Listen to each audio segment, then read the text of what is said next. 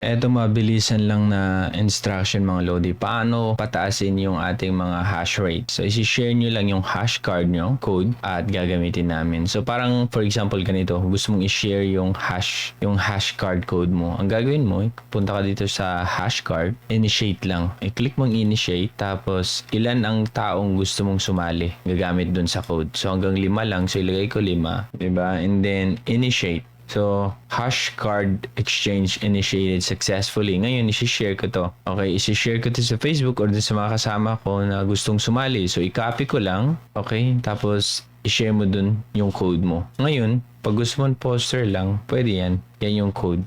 Okay? So, ganun lang.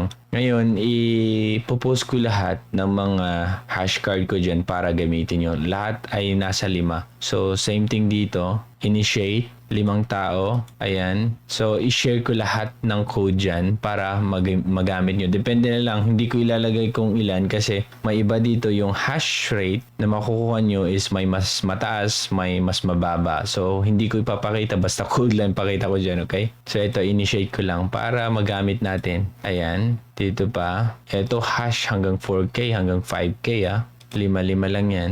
Hindi ko na ilalagay kung ilan yung mga hash nila.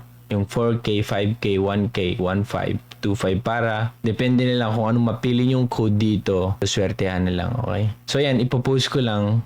At pwede din kayong mag-post dun sa comment para magamit din namin yung mga hash card nyo. Okay? Same thing dito sa gift card kung gusto yung i-share. So, dito naman, kung wala pa kayong nagamit na gift card, meron akong i-share dito. Yung mga gift card, ibibigay ko sa inyo. Ito.